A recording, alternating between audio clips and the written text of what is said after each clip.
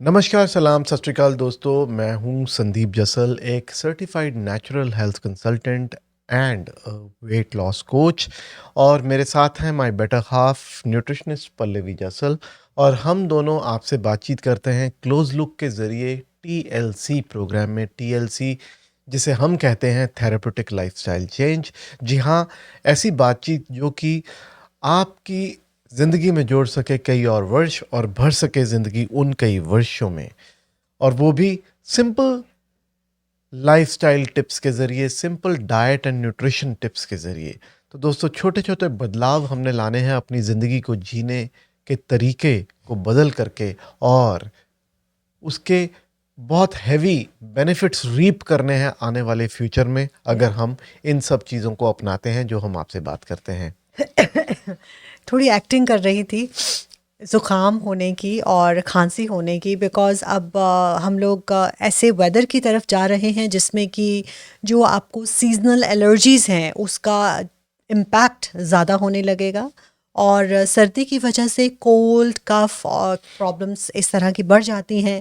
कुछ लोगों को साइनस जो है वो ट्रिगर होता है, और बहुत सी रेस्पिरेटरी प्रॉब्लम्स इस चेंज ऑफ द सीज़न की वजह से देखने को मिलती हैं। और आप अपने आसपास देखें, आजकल कोविड की वजह से अगर कोई खांसता है, हमारे दिल में इतना डर हो गया है, नए नए वेरिएंट्स हर रोज़ आ रहे हैं, तो उसकी वजह से कोई खांसता है या अगर किसी को ज़ुकाम रहता है तो हमें डर लगता है कि नहीं, इनसे दूर रहना चाहिए। तो आज के प्रोग्राम में हमने यही सोचा कि क्यों ना कुछ हम ऐसी आपको तरीके बताएं कि आपको ये प्रॉब्लम्स हो ही ना, आपकी इम्यूनिटी स्ट्रांग हो, और आपको अगर इस तरह की दिक्कतें आती भी हैं जो कि आपकी नॉर्मल ज़िंदगी को थोड़ा चोक कर देती हैं, तो उसमें आप कौन से तरीके अपना सकते हैं जिससे कि आप बेटर फील करें और आपकी जो रेस्पिरेटरी हेल्थ है वो अच्छी हो जाए। इनफैक्ट आज मेरी आवाज़ से आपको लग ही रहा है, पिछले 2-3 दिन से मेरी तबीयत थोड़ी नासाज है, और यही प्रॉब्लम है कि कॉफ़ एंड कोल्ड है। सो कॉफ़ एंड कोल्ड के ऊपर करते हैं ये dedicated episode, 7 Ayurvedic herbs which work wonders for controlling, for curing cough and cold. दोस्तों, कॉफ़ एंड कोल्ड जो है वो आमतौर पे वायरल होता है, जैसा कि कोविड भी आप जानते हैं वायरल डिजीज़ है। तो वायरस जो है वो सर्दियों में आमतौर पे ज़्यादा होता है, और ये वाला जो रेस्पिरेटरी वायरस है, फ्लू भी इसी कैटेगरी का एक वायरस है, जो इन्फ्लुएंजा नामक वायरस जो बीमारी हमें पकड़ती है।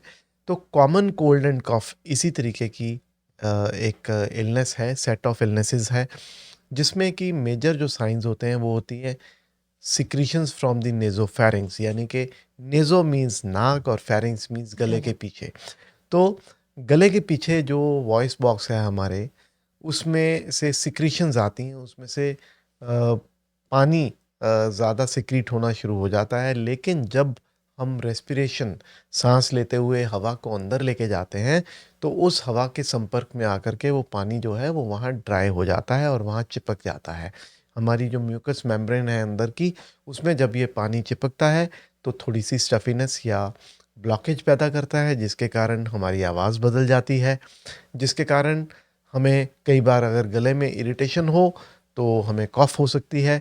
कॉफ़ इनफैक्ट कोई बीमारी नहीं है। कॉफ़ कॉफ़ खांसी आना एक रिफ्लेक्स एक्शन है जो कि कुदरत ने हमारे भले के लिए बनाया है, ताकि हम अपने रेस्पिरेटरी ट्रैक्ट यानी कि सांस की नाली को क्लियर कर पाएँ। लेकिन जब कॉफ़ परसिस्टेंट हो जाती है, बार-बार होती है, तो जैसे पल्लवी ने अभी पॉइंट आउट किया कि लोग हम पे शक करने लगते हैं कि हमें कौन-सी भयंकर बीमारी ना हो गई हो, या और हमसे दूर हो जाते या हैं। इस वजह से हम उस कॉफ़ को सप्रेस करने के पीछे चल पड़ते हैं कि अब खांसी का सिरप लेना पड़ेगा।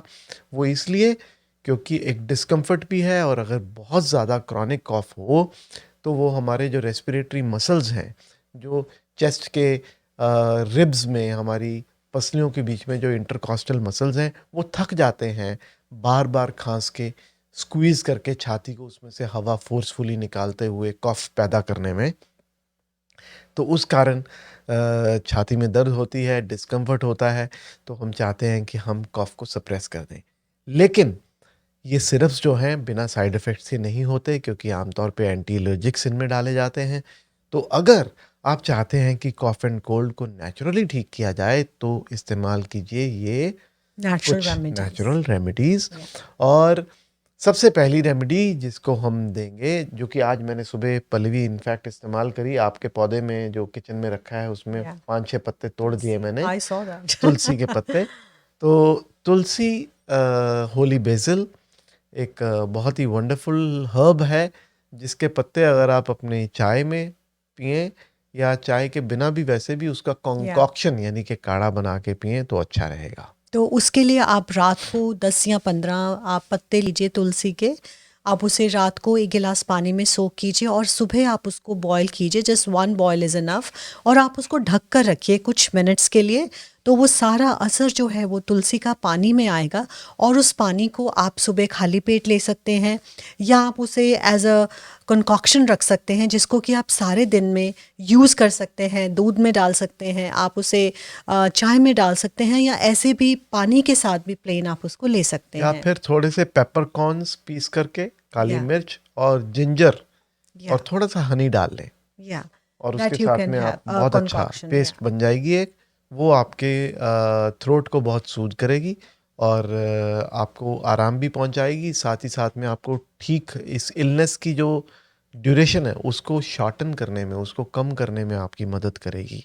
क्योंकि आयुर्वेद के अनुसार तुलसी जो है वो मेडिसिन ऑफ ऑल हर्ब्स कहलाती है। इसमें ट्रिमेंडस मेडिसिनल प्रॉपर्टीज़ हैं और कई सदियों से ये चलता आ रहा है, ये प्रथा चलती आ रही है हमारे कल्चर में, कि हम तुलसी को यूज़ करते हैं फॉर कोल्ड कॉफ़, और ज्वर नाशक भी है ये। या जो फीवर आता फीवर। है या आपको तो उसके लिए भी बहुत अच्छा इस्तेमाल होती है। लेकिन अब अगला जो हमारा हर्ब, बल्कि फूड आइटम है, ये हर्ब नहीं है, ये हनी है। हनी यानी कि शहद, एक विस्कस सा स्वादिष्ट मीठा। हम आमतौर पे चीनी को मना करते हैं लेकिन हनी को मना नहीं करते हैं। वो इसलिए नहीं करते हैं क्योंकि हनी जो है वो उसमें मिठास तो है लेकिन साथ में कुछ न्यूट्रिशन भी है। तो चीनी में, टेबल शुगर में कोई भी न्यूट्रिशनल न्यूट्रिशन वैल्यू नहीं नहीं है। है, सिर्फ टेस्ट वैल्यू है, जबकि हनी में टेस्ट वैल्यू के साथ साथ न्यूट्रिशियस वैल्यू है। सो आप हनी, एक विस्कस सा एक लिक्विड है, गाढ़ा सा, जो कि आपके थ्रोट को कोट कर देता है। और जो मीठी चीज़ें हैं दोस्तों, वो आपके मुंह में लार यानी कि सलाइवेशन ज़्यादा लाती हैं, आपकी जो सलाइवा है, थूक है, वो ज़्यादा बनाती हैं। तभी तो आप जब मीठी चीज़ देखते हैं, मिठाई को देखते हैं, तो आपके मुंह में पानी आता है। सो हनी जो है वो सिक्रीशंस को बढ़ाएगा और उससे आपका थ्रोट क्लियर होगा और खिच-खिच जो होती है वो नहीं होगी। या और हनी को लेने का एक बहुत अच्छा तरीका है जो कि हम बचपन में हमारे घर में बहुत प्रेवलेंट था, कि जैसे सर्दी की शुरुआत होती थी तो थोड़ा सा जिंजर जूस यानी कि अदरक का रस मिक्स कर दिया जाता था हनी में। जैसे अगर हनी 1 चम्मच है तो 1/4 टीस्पून आप जिंजर जूस का लेंगे, उसको पिलाया जाता था। उससे आपकी जो इम्यूनिटी है ना सिर्फ वो स्ट्रांग होती है, लेकिन अगर आपके गले में कोई खराश है या आपको लगता है कि आपको you are not comfortable with your respiratory health, तो वो आपके लिए बड़ा फ़ायदेमंद हो सकता है। इसके अलावा हनी को आप दूध में डाल के ले सकते हैं, और अगर आप उसमें थोड़ी हल्दी डाल लें तो वो सोने पे सुहागा का काम करेगी। वो आपकी चेस्ट को क्लियर रखने में हेल्प कर सकती है इस चेंज ऑफ द वेदर जो हमें काफ़ी परेशान करता है उसमें। जी, और जो नेक्स्ट हमारी हर्ब है वो मेरी बहुत फ़ेवरेट है, उसका नाम है मुलेठी या लिकोरिस। मुलेठी का बॉटेनिकल नेम है ग्लाक्रीज़ा ग्लाब्रा, और ये एक पेड़ की जड़ है, एक प्लांट की जड़ है, जिसका पाउडर बना कर के अगर आप इस्तेमाल करें तो इसमें प्रॉपर्टीज़ हैं म्यूकोलाइटिक। म्यूको मीन्स म्यूकस यानी कि जो कफ सिक्रीशन होती है, जो बलगम होती है। लाइटिक मीन्स उसको लिक्विफाई करना, डाइल्यूट करना। तो वो जमने नहीं देती रेस्पिरेटरी सिस्टम में हमारी फ्लेम को, हमारी बलगम को। और इसमें मुलेठी में एक्सपेक्टोरेशन, जो बाहर निकालने की जो आपकी क्षमता है, उसको बढ़ाती है। तो आप अंदर नहीं जमने देंगे उसको, तो आपको जो अपर रेस्पिरेटरी इन्फेक्शन है, जो आपके नाक और गले के पीछे बनने वाली जो सिक्रीशन है, उसको लोअर रेस्पिरेटरी यानी कि निमोनिया या कॉम्प्लिकेशन ऑफ फ्लू जिसे बोलते हैं लोअर रेस्पिरेटरी इन्फेक्शन, आपके लंग्स में नहीं जाने देगी अगर आप मुलेठी का इस्तेमाल करते हैं। और मुलेठी इस्तेमाल करने का तरीका तो बताएं। या मुलेठी का जो पाउडर आपको वेरी इजीली, आपको किसी भी स्टोर में वेरी इजीली मिल जाता है, तो आप उसको, जैसे आप 1/4 टीस्पून लीजिए मुलेठी पाउडर का, उसको एक गिलास पानी में आप डालिए और उसमें थोड़ा सा अदरक का रस डालिए और उसको बॉयल कीजिए।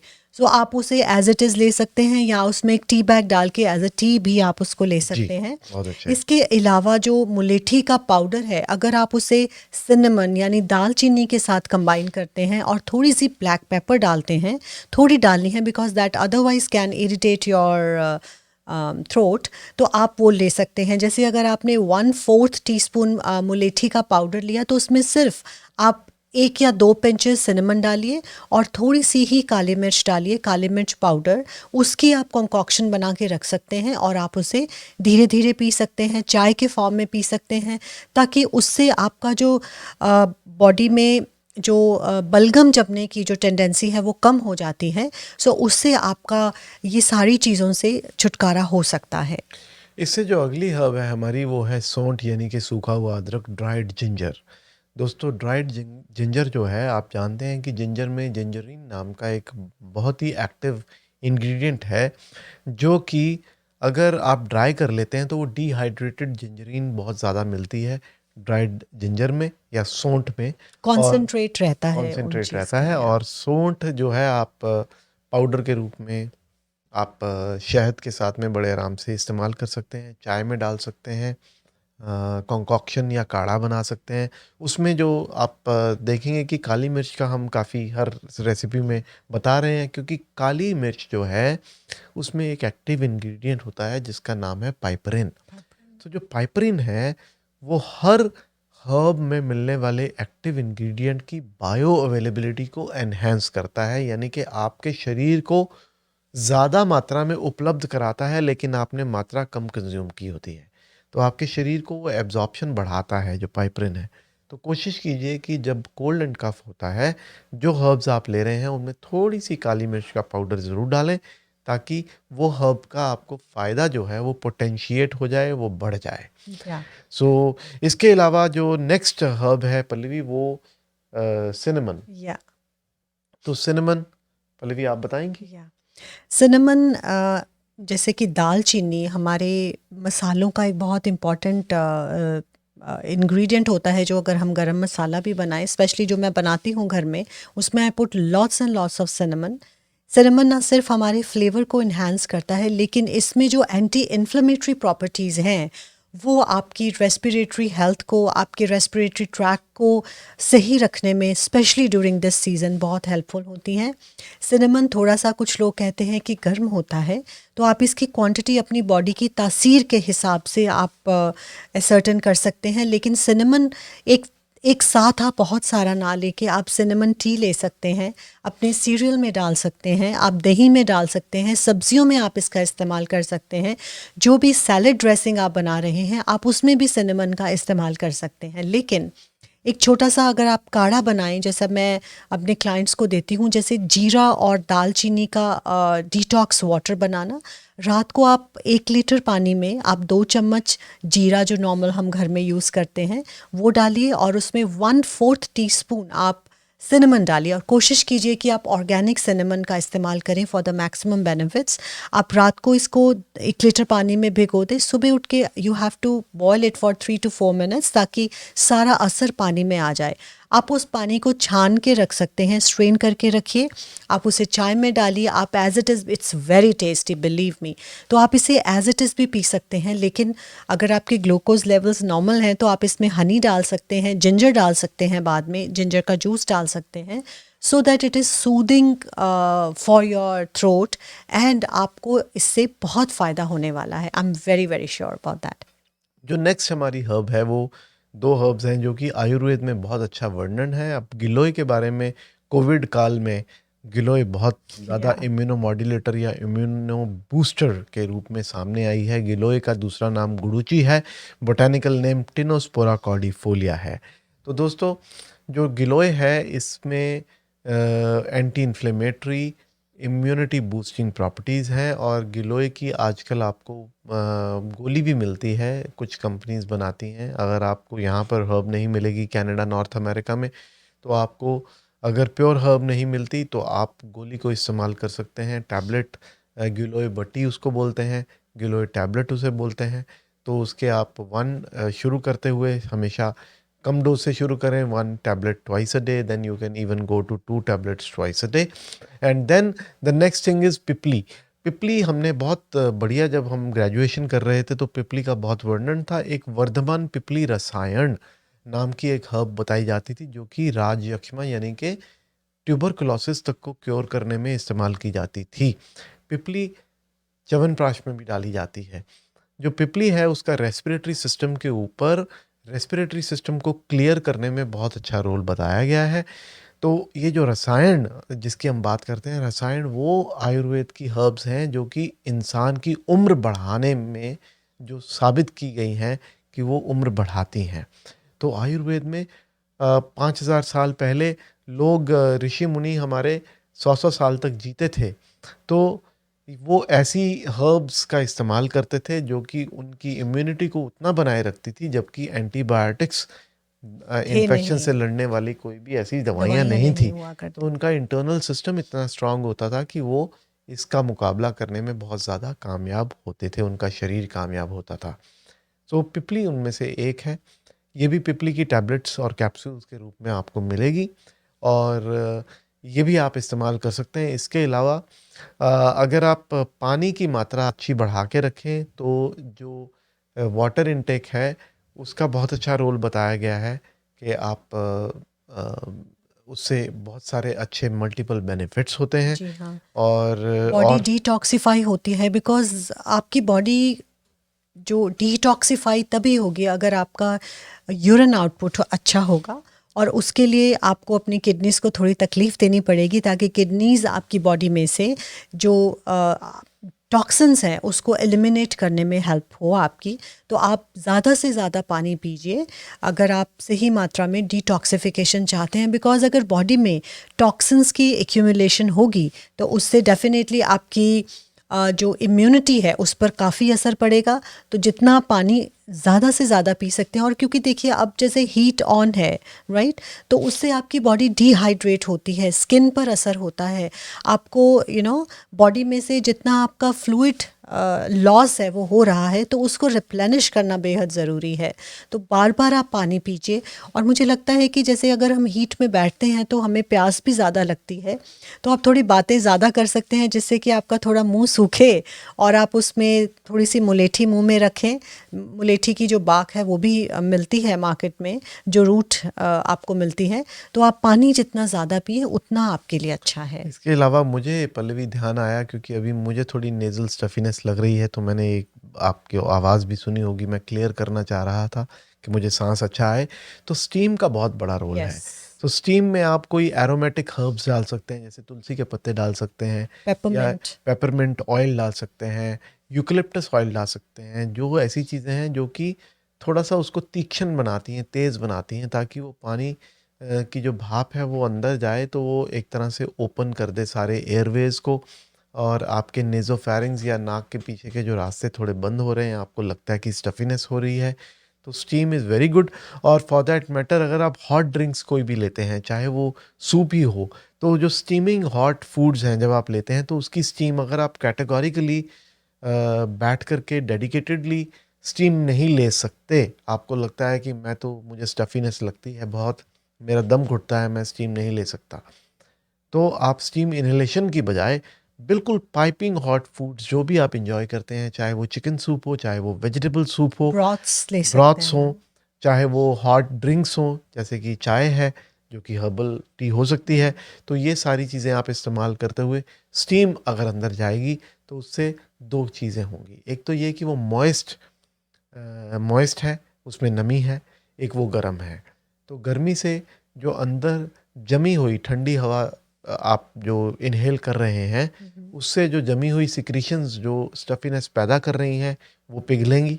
टेम्परेचर से आप जानते हैं कि चीज़ें मेल्ट होती हैं, तो वो पिघलेंगी, और मॉइस्ट होने की वजह से वहाँ पर एक तरह का मॉइस्चर, जहाँ से वो उतर रही है सिक्रीशन, वहाँ पे मॉइस्चर लगेगा तो वो दोबारा से वहाँ कुछ उतनी जल्दी नहीं जम पाएगी जितनी जल्दी वो जमने वाली थी अगर आप स्टीम लेते हैं। तो वाटर इनटेक हो गया, स्टीम इनहेलेशन हो गया, कुछ हर्ब्स हो गई, इसके अलावा कुछ न्यूट्रिशन की भी बात कर लें। या तो ये जो सारी चीज़ें हैं ये आपकी इम्यूनिटी को स्ट्रॉन्ग करती हैं, लेकिन ये भी जानना ज़रूरी है कि हमें अपनी डाइट को सही रखना है, क्योंकि जब चेंज ऑफ द वेदर होता है तो आपको पहचानने हैं अपने ट्रिगर्स क्या हैं जो कि आपका गला ख़राब करते हैं, या जो चेंज इन टेम्परेचर होता है, आप अंदर हीट में बैठे हैं, गाड़ी तक जाना है, then there is extreme change in the temperature, फिर आप गाड़ी में बैठते हैं, सो वाइस वर्सा। तो वो जो टेम्परेचर चेंज होती है वो भी आपकी इस तरह की प्रॉब्लम्स का ट्रिगर बन सकती है। तो आप इनको भी मिनिमाइज़ करने की कोशिश करें, जैसे आप प्रॉपर कपड़ों का इस्तेमाल करें, और इसके अलावा विटामिन सी बहुत अच्छा रोल प्ले करती है आपकी, जिंक एंड जिंक ऑल्सो, बहुत बिकॉज अच्छा। जिंक जो है और विटामिन सी है, इसके बहुत से कॉम्बिनेशंस आपको अवेलेबल होते हैं सप्लीमेंट्स के रूप में, खाने के बीच में भी आप ले सकते हैं। सो जैसे सिट्रस फ्रूट्स हैं, ब्रोकली है, और भी ग्रीन लीफी वेजिटेबल्स हैं, गुआवा है, ये आपको हेल्प करता है। पाइनएप्पल में ब्रोमोलिन नाम का एक बहुत कंपाउंड अच्छे, होता है वेरी जो गुड। कि आपकी इम्यूनिटी को बूस्ट करने में हेल्पफुल हो सकता है। सो ये चीज़ें आप अपनी डाइट में इंक्लूड करें। इसके अलावा अगर आपको सोने में तकलीफ़ होती है तो आप अपने हेड को थोड़ा सा रेज़ करके सोएं, यानी कि आप अगर आप एक पिलो लेते हैं तो आप थोड़ा सा मोटा पिलो या बड़ा पिलो लीजिए, जिससे कि आपकी एयरवेज जो है वो ब्लॉक नहीं होंगी। इसके अलावा आप अगर किसी को कंजेशन हो रही है तो आप यूकेलिप्टस ऑयल या फिर कोई ऐसी मेडिकेशंस जिसमें मेथनॉल होता है, आप उसकी चेस्ट पर या नोज़ पर और गले पर मसाज करके सो सकते हैं। That will help you to have a better sleep. And boil a container और a kettle of water in the room where you sleep. या अगर आप वो करेंगे तो आपके एटमॉस्फेयर में ही अंदर जो आपका बेडरूम है जहाँ आप सो रहे हैं वहाँ पर मॉइस्ट हीट रहेगी थोड़ी।